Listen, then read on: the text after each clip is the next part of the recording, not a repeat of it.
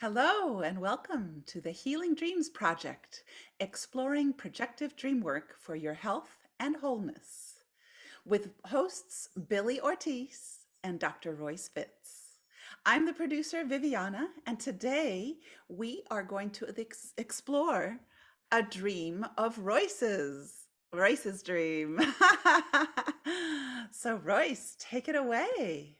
I'm looking forward to hearing your dream. Well, one of the beautiful things about projective dream work is this really levels the playing field for all of us.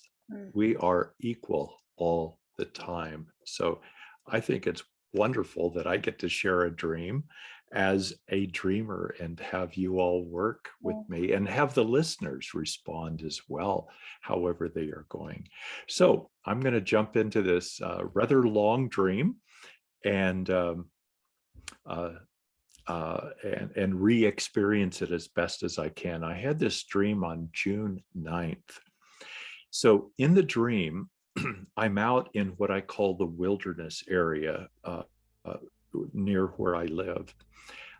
And it's an area that's called the Wildcat Hills, officially in the waking world. In the dream, I get up way before sunrise and I'm wanting to go out on a walk and meditate on the prairie and in the wilderness. It's very dark. I can barely see dawn starting to emerge.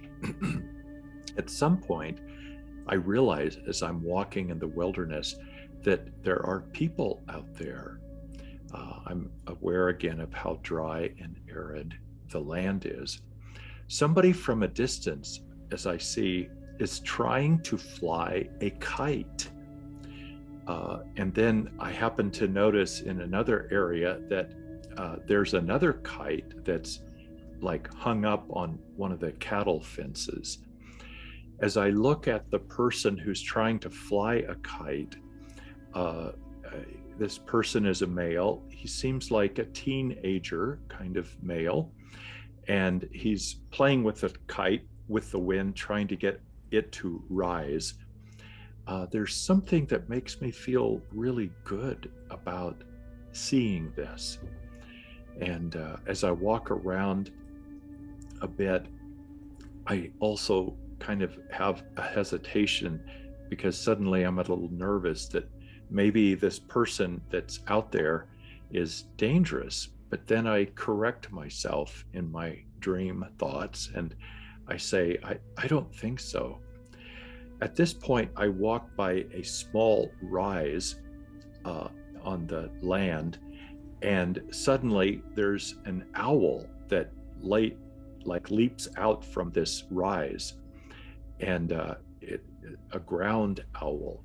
Later, I call this a great horned owl. And I realize this owl lives in a hole in the side of this overhang. I'm startled and I startle the owl. It's trying to distract me from knowing that this owl has young owls, baby owls, in the big hole.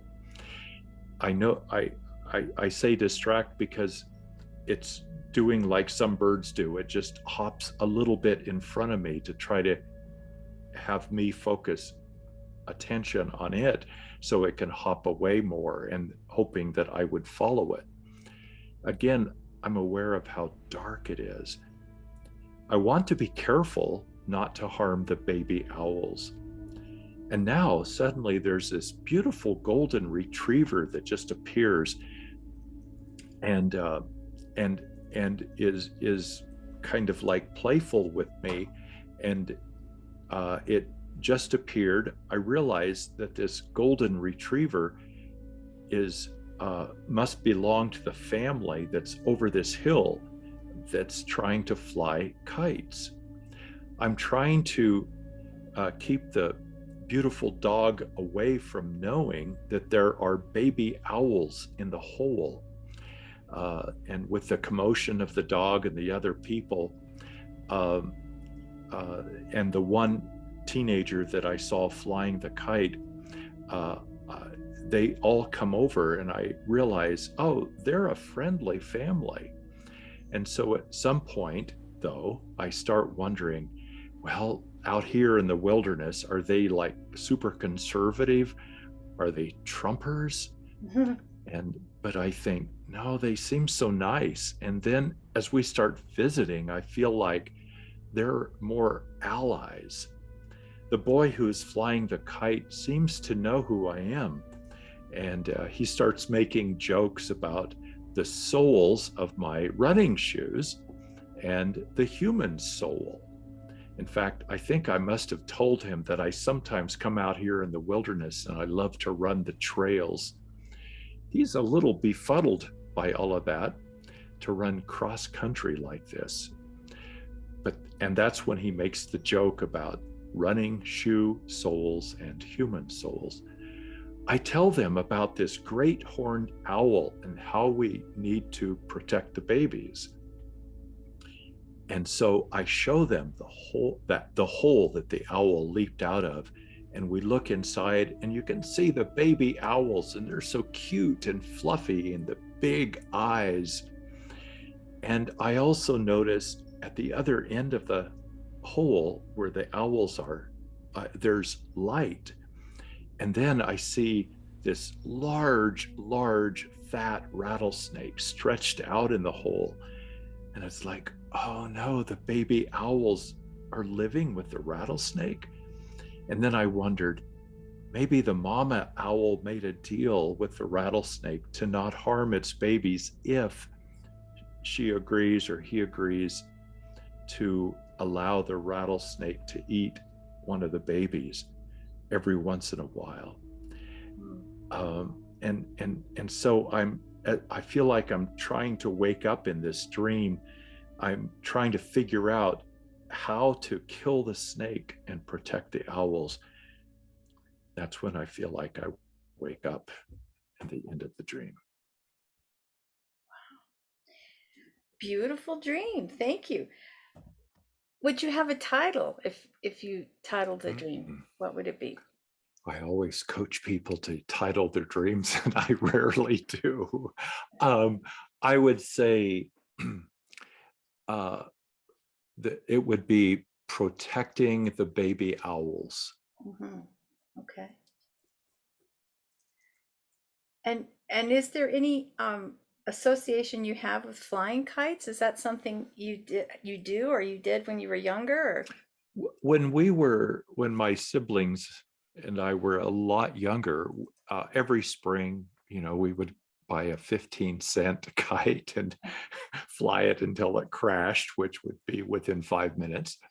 But no, not a whole lot. Because that's what kind of gets my attention, is the guy, as the dreamer, the young boy with the kite is what sort of leads into the next segment of the action. And I'm struck by how dark it is in my version of the dream, that there's just this constant mention about it's dark, it's really dark. But then I mentioned that when I see the rattlesnake in the nest with the baby owls, that there's some light that comes from there. Is the light emanating from the hole, or is it becoming dawn at that point? No, it's not becoming dawn. It's a light that's way at the other end of the hole. And I don't know where it comes from, but it's quite bright. And I don't know if it's coming from down or it just is contained in the background.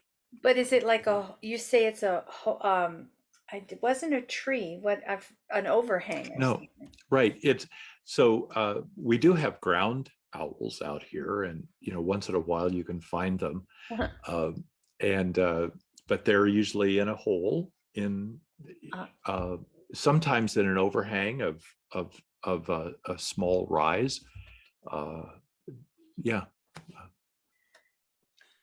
I haven't seen any in the waking world in many years. Yeah, but when I was younger, I saw them more frequently, or Well, I wouldn't say more frequently. They're very hard to find. So, Yeah. they're very good at hiding.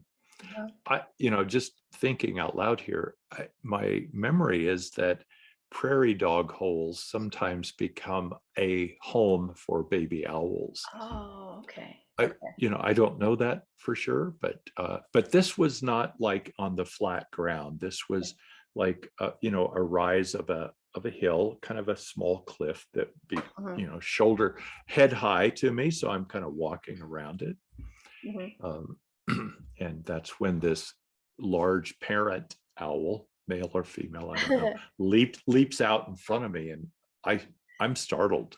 Yeah, because they don't want me to get to the baby. Yeah, Babies, yeah. plural. I don't know if owls do that in the waking world, but I do know some birds like meadowlarks, killdeer, etc. on the prairie, they'll Yeah. hop in front of me, to keep me away from their nest. Oh. I just saw the California quail doing exactly that this weekend. Mm-hmm. Mm-hmm. uh, if I may ask, what do owls mean to me as the dreamer? Ooh. Yeah.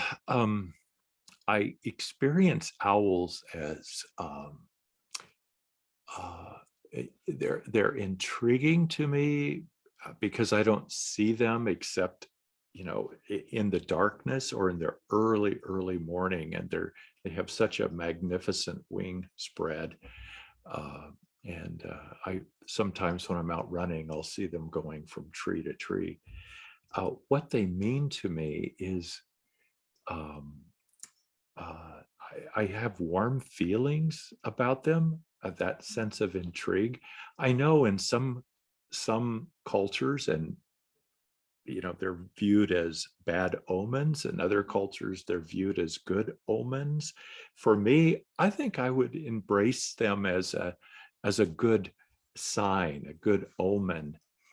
Um, in the Winnie the Pooh books, I get a kick out of the owl there and the conversations that happen. Um, May I ask mhm. about golden retrievers? Yeah, they're a very friendly, engaging, outgoing, warm animal. Um, I had some neighbors next door to me when I lived out in this ridge called the Wildcats, and they had a golden retriever, and we were really good friends. He and I would go running together, and he would misbehave because I let him, and he loved that. his his owners would tease me like, he never does that with anybody else but you, Royce. It's like, yeah, that's true. Yeah, very loving animals. And as the dreamer, what is a young boy mean to me? And also the family and the difference between the two. Mhm. Um, so when I read the dream a little bit ago, I had some kind of uh, some tearing up. I noticed as I saw this boy, and it happens when I read this dream twice, uh, and the first time it was when I saw the young man. The second time was when the family was around, and we were kind of looking at the kites and stuff. So I guess I, I in my sense of myself, I'm wondering, is that me? Is that a obviously it's a part of who I am. It's my dream. uh i I don't think I've ever flown a kite as a teenager, um but I do feel kind of warm about this person. And then when he teases me about my running shoes and the human souls, it's like, well, that's kind of a cool, fun tease, somebody who knows me. And in the dream, I realized I don't think I knew him, but I think he knew me. Yeah. Isn't that great? And as you know, as we work with dreams frequently, that pun of the soul, SOLE and SOUL, is something that frequently comes up in dream work. So it's almost Mhm. like a tease from this dream character in my version of it to Mm. get me sort of semi-lucid in a way, because it's like, oh, remember that joke Ooh, about yeah, yeah, remember yeah, that yeah. tie with dream work about soul and souls, and he thinks it's all so funny. So he's trying Mm. to, it's a part of me that's trying to get me to engage more directly with the dream, if it were my dream. Wow, I got some goosey bumps on that. Yeah, Mhm. at that part of the dream, I also felt my friend Royce would be all about this statement, and it was lovely to see it being channeled and manifested in the character of the young boy. So That it made is a young boy who knows me, Mm. even if I don't really know him. I don't know where he came from, but he definitely knows me. that touches me and kind of reinforces why I kind of teared up as I had that memory reflection that this young man knows me and knows my humor, Mm. and yeah, and knows how important this is to me because I'm out in the I'm out. I go to the wilderness to meditate, and that makes sense. I have one final question. If you could just, as the dreamer, tell what do rattlesnakes mean to me? Mm. Oh, so rattlesnakes periodically appear in my dream, and in the waking world, they're quite dangerous. So I give them lots of room if I see them. Um, they mean, um, and I've had other dreams where rattlesnakes and I have visits. We talk. Um, so my this one seems in the dream. This one seems, very kind of basic survival, and yet it seems to have some negotiating abilities to make a deal with, perhaps to make a deal with the parent owls.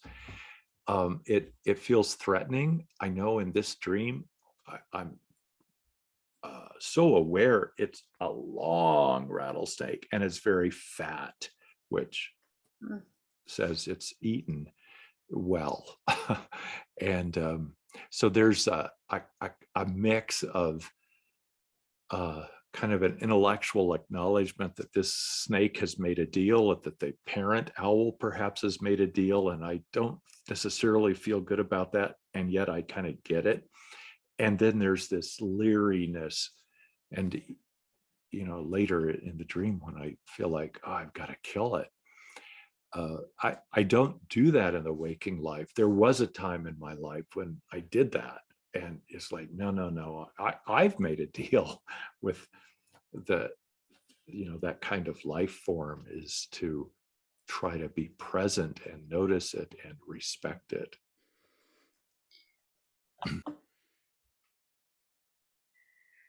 Okay, well, the most striking thing about this dream in my version is how much wildlife comes into it. I mean, even the wilderness that I refer to is called the Wildcat Hills. I love it. And Mhm. it's like there's there's the owls, there's the golden retriever, there's the snake.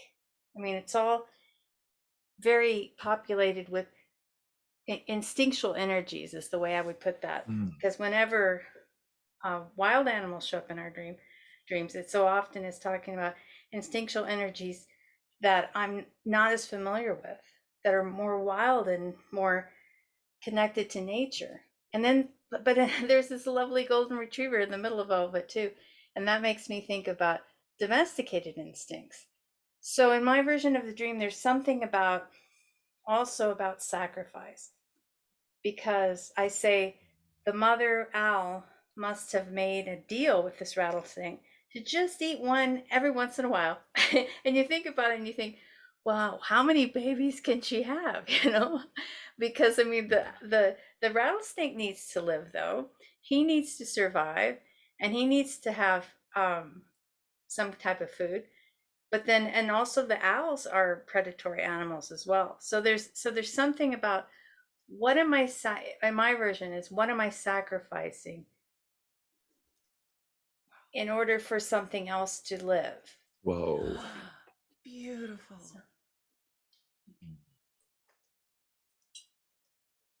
So that would be a question I would ask myself if I were the dreamer. Yeah, I'm where I'm, as we say, I'm not speech ripe. Mm. Wow, That was you know, profound. I can I feel the truth of this. What am I? And since I'm not speech ripe, maybe you can help me with what you just said again. But I feel like I am sacrificing and making a deal Mm. for for part of my sake, Mm. for another part of my sake. Does that make Yeah, sense? sure. Yes. Yes. Wow, that Oh. I just got to talk for a second. That in the dream, when you were wondering about, is that young man trying to help me become lucid in the dream, Mm. by his friendly humor, that then is, it's like in the dream I was judging, like my waking self would, like, what, you're making a deal with the snake or the owl and sacrifice. It's like, so I was judging that. Now with your reflection, it's like, stop judging. There is a sacrifice that's going on inside me for a greater purpose, and I do kind of get touched in my heart about this. Whoa. Huh. Also, I feel because I say to myself that I think about killing the snake, Yeah. in my version of that, whenever death is mentioned in a dream or talked about by name, then as we know, this is the one place where we can say always is is a representation of extreme psychospiritual growth and change. And everything in the dream is really dark, but there's a light that comes from the nest, the owl's nest. And that's so everything leads me towards that. And that's where I can say, oh, this is the source of the action. This is what's really necessary for me to understand about this dream. And here we go again with another word associate pun is whole, HOLE. Anytime it shows up in a dream, it's WHOLE in my So version. as I dictate this dream in the middle of the night, like at 2:30 a.m. And in the dream dictation, Google spelled WHOLE. Isn't that great? And I when I wrote it down, I wrote whole, WHOLE, and he shows me a whole. Mhm. And so there's Yeah. something about my wholeness that's related to the understanding of the sacrifice of the baby owls Mm. Mm. in order for the snake part of myself to survive. Mm. And they're both necessary. They're both valid. They both need to live, but they both are Yeah. animals that need to prey on other animals in order to survive. I would hunch that in the waking world, an owl would eat a baby snake if it could find one. It You're eats right. it eats it eats rodents, so why not? Yeah. Wow. Mm, Again, I feel less judging of that awareness of the deal. yeah. Mm. Mm. If this were my dream, I, first of all, I this is a magnificent dream, and it Mm. just stems so beautifully from the dreamer. I love that I go to the wilderness to get close, to get messages, to meditate. Mm. I This is where all my messages from source come, Mm. I realize I do this in waking life too, and in the dream, it seems like it's even more profound, coming through as a dream. That's how I would take it. Uh, and let's see, I love that I see this family in the distance. I wonder, is it my family? Is it another family? This young boy, that could be a part of me, a younger version of me. Is it me? Is it Mm. not me? Is it my son? Is it not my son? I I even feel a little tearing about it, so I'm a bit it moves me, it touches me, it lights up a tender part of me. So I wonder, what part of this young teen am I feeling this soreness, tenderness, Mm. biting, tearing? Or is it a tear of happiness, joy, of freeing, of love, or maybe all of that? Yeah, that's beautiful. I feel a tenderness for him, and then the family that I realize are allies, Yeah. and Yeah. that's so cool because I in the dream the word ally is there, and it's like we are allies. Yeah. um, I find myself reflecting on what life was like for me when I was 15, 16, 17, and Mm. I wasn't I was a very sensitive soul, if I can say that, sensitive soul, and didn't feel very at home with people, with um, uh, I mean, I faked it a lot and did have some fun, yet I felt very unique and alone. Mm. Mhm, mhm. Hmm. And when I think of young teenage, well, young teenage is Hmm. kind of redundant, but when I think of teenage boys, they're so active and they're just always, there's a part of, there's a part of teenage boys where, yeah, they'll eat a whole lot and then maybe, go to sleep for 3 or 4 hours and get up and then play football. So there's a thing about, but they're very connected with energy. They're very connected with vitality. And when all of us now, now that I'm in my 60s, I I think about, if I had the energy of a 20, when I was in my 20s, even the things that I could accomplish that I can't accomplish now, because I just simply don't have the energy.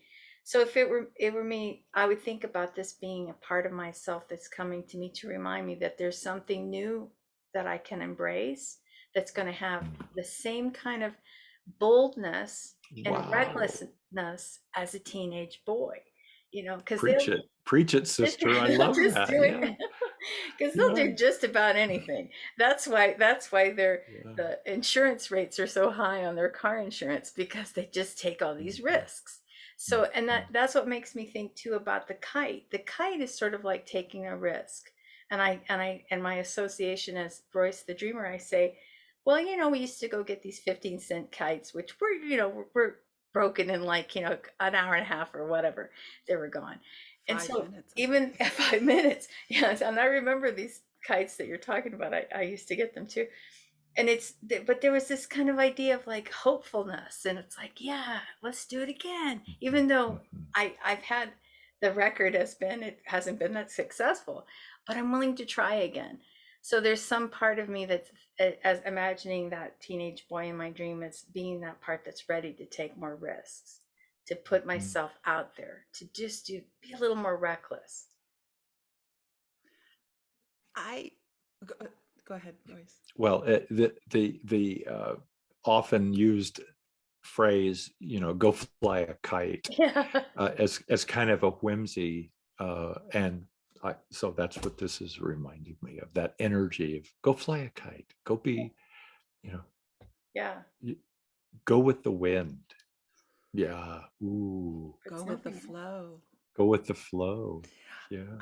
Billy's remark about the teen, for me, that's when the hormones are just kicking in, and there's this new Yeah. other kind of exploration that maybe, we Mm, need to maybe explore and see where mm, that leads. And mhm, going back to the kites as well, trying to get it to rise, lift in the air. So let's Mm. see what's going to manifest, what's going to pop, what's coming. It's the energy is super exciting to me.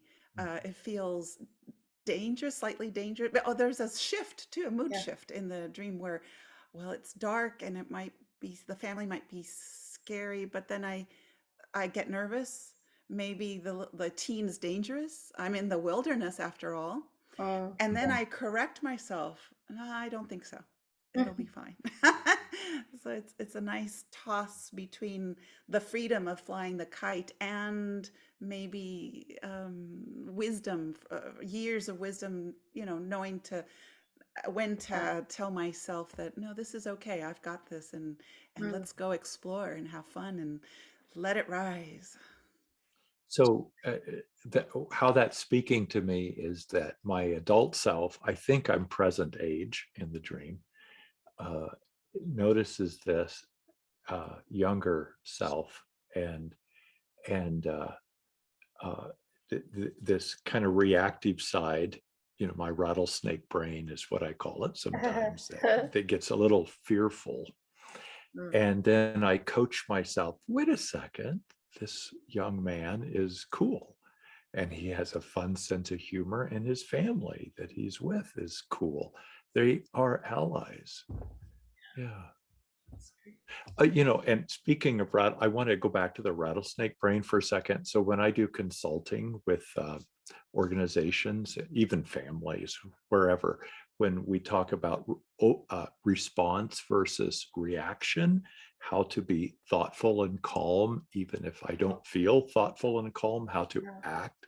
And I often call it the rattlesnake brain, the brainstem, the amygdala that is there to protect and survive. And so I have often used that analogy of the rattlesnake brain, and I hadn't thought of that until just now. That there we are again. The rattlesnake brain is the fight or flight part of freeze, us. freeze, flight, or fight. Yeah, strike or flee. Generally, yes. Yeah. Right. Mhm. Doesn't think, needs to survive. Needs to Yeah, protect, Yeah. needs to. perhaps. Yes, yeah. Mhm. Right. Mm. I Golly, this also this is fun. I, I'm drawn to the golden retriever that Mm. plays with Mm, me. mm. And this is sort of a scene shift, isn't it? Yeah, out in the middle of nothing, Out of the middle suddenly of this nowhere. dog is there, and we're having fun, and she is so friendly, gregarious, uh, Warm and loves me. warm and friendly energy that comes into my dream and sort of Mm, reinforces that this is a friendly scene, that this is something that's to be enjoyed, mm. to be relaxed, not get so critical in the mind, maybe. mm. So I respond with an awareness. Suddenly, the golden retriever is like my bridge between the anxieties and some of the fears and the questions and wonders, to reminding me that all is well. Yeah. Yeah, I got it. So if you can see on YouTube, I got goosey bumpies. He's showing us his own. Yeah. Oh, And aren't real cool. dogs also a portal too, that we can Hmm. go Say into, more like about the that. guard dog of the threshold? The threshold That's what guardian. Billy Ooh, always says. Yes, Right. threshold ooh. guardian. Yes. Say That's more about that. That Billy, suddenly. you go. I learned it from Billy, so go ahead, Billy. Oh, I'll tell you the little bit I know about it. Is that dogs carry that archetypal energy of being the threshold guardians. Um, I think of Cerberus and Greek mythology. Here we go again. We were talking about that earlier today. Cerberus has 3 heads, Mhm. and he's the guardian of the entrance to the underworld. So there, in the myth of Psyche, she has to find a way to distract Servius so that she can get into the underworld, even though she's mortal and she's alive. So she brings in these barley cakes that she throws to him. So like, so anyway, that the idea of dogs have been partners with humans for millennia, and partly for that mythological archetypal piece, but also the fact that they give us unconditional love and we give them unconditional love. So always when I see a domestic dog or cat in a dream, I think of that, about how am I invited to love myself unconditionally, and how am I invited to show that unconditional love and receive and be able to receive it, because we can receive it from our pets much easier than we can receive it from anyone else we know. So also the fact Wow. that he's golden, and gold is never ever ever taken for Oh, lightly that's yay. I in love dreams. that. Yeah. Gold is a big one, because gold reminds me of my inner preciousness, my inner Mm, resilience, the part of me mm, that never tarnishes, never rusts, and it always mm, maintains its value no matter what shape. So mm, many fairy tales mention gold for that reason. That mm, one of the mm, first, any fairy tale anthology you would buy usually would start with the Frog Prince, and that's the princess that's sitting by the pond, and she's got a golden ball, and she's throwing it in the air and throwing it in the air, and then plop, it falls into the pond, and the frog comes up with the golden ball in his mouth and makes a deal with her about, if you invite me to dinner, I'll give you back your golden ball. So the whole metaphor The of, deal. There's the deal. there's the deal. And he's a retriever. And he retrieved it. He retrieved it, Yeah. exactly. So Yeah. that, but it's but that the golden ball shows up in many different stories, and it's, Robert Bly would always refer to it as the 360 consciousness, that we come into the world with a 360. We're whole, and we're golden. When we're born, we have, no prejudice, no Hmm. no no uh ill traits or anything. We're just precious. We Hmm. just came into the world all fresh and new. So we come in with a golden 360-degree consciousness and Again, the psyche. whole. Hi, yeah, the psyche. So when we spend the rest of our lives trying to get back that golden ball. So anytime there's anything golden in a dream, a gold car, a gold ring, a golden dog, gold is not never taken lightly. So I have to think of all those things when I have gold show up in my dream.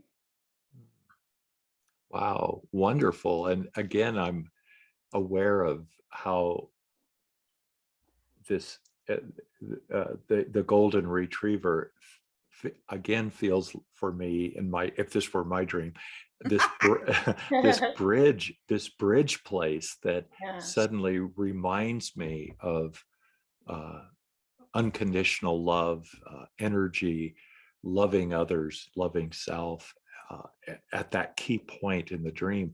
And some of what I know that I've been dealing with the last several months, and I see it explode in various kinds of anxiety reactions, rattlesnake-ish kind of fear and shame and guilt and overwhelmedness.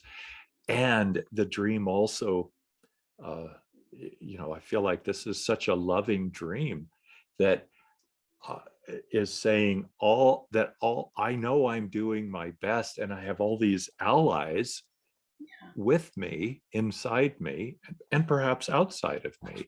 I was just thinking a second ago with some of my closest friends who know some of these this list of anxieties and turbulence that I've been experiencing.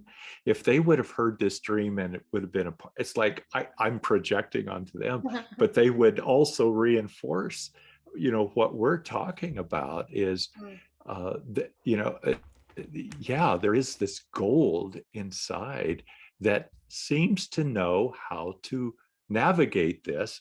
And my rattlesnake part, not the rattlesnake necessarily in the dream, because I felt like it had the capability to negotiate. But in the rattlesnake part of me that just kind of caves in and gets reactive, it's like, oh, what a nice calming lesson for me Mm. to carry. Yeah. Yeah, what a gift. Yeah. This dream stuff is really real. And it speaks to all of us. See, and that's the part that's so amazing is that Viviana and I would not have the projections that we have unless it were our dream too. So there's obviously this dream is symbolically waking up a lot of information for all of us. And so just a couple more things. For me, golden retrievers are just the sweetest dogs in the world. They're one of the most popular breeds for that reason. You hardly ever hear like, oh gee, somebody was mauled by a by a golden retriever. You never hear that because they're just so incredibly sweet and kind and gentle. They're a very gentle breed. So that would be very positive. Happy. This one is happy. Yeah, they're happy, they're playful, and they're very loyal. So there's something really wonderful about all that. And I think the last thing I'll say is that for me, there's a big piece here about paradox too, because I love the little baby owls, and I see, oh my God, they're so beautiful and they're so incredibly amazing with their fluffy little bodies and their big eyes. And then I realized that the snake has to eat one every now and then. So there's some kind of paradox there, if it were my dream, about something maybe looking not so great, like gee, I don't want the rattlesnake to eat the owl baby, but I know the rattlesnake needs to live. So there's that living with that paradox of survival and how that all plays out in however that might appear in my life. Wow, that's another not yet speech ripe place. I feel it in my chest when I hear you talk about that, Billie, and how I'm going to meditate on this. Thank you. Take a run in the wilderness. Yeah. That I want to reinforce something you said a second ago, Billie. This is Royce, the teacher mode again. It's like you all couldn't do this beautiful projection unless this were all a part of you. Right. And this is the gift for me in this dream and also in our process. How the projective process is so sacred and beautiful and enlightening. And we all come from our spaces and places, and we're all so wise with this. So it just reinforces. Thank you so much. It's beautiful. So beautiful on all levels. I want to go fly a kite now. Bye. Yeah, let's all go do that. So, and this for ritual's sake, what we usually say when we come to bring a dream to what we call an arbitrary close is we always give you as the dreamer the final word. So is there anything else you wish to say about this dream that we didn't touch on, or any other final comments? As we were all three of us exploring this dream together, I feel like I said a lot of how I am and what I'm receiving. I tend to be very feeling toned, and so I just feel fed. Yeah, I feel nourished by what you offered me. I feel so nourished, and with the tumultuous anxiety things and self-doubt that I've had, it's like, oh, I'm okay. That's the way I am. I'm okay. I'm okay with that. I feel graced by your reflections. So I'm gonna flow with that. That's great. Thank you. Beautiful.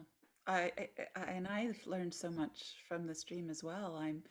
asking, because I feel that any dream that I become exposed to is also, it always speaks to me, and there are always lessons to be learned, just in a broad level. And this one, the big question is, as Billy so artfully expressed, is what am I sacrificing in order for something else to live? Yeah.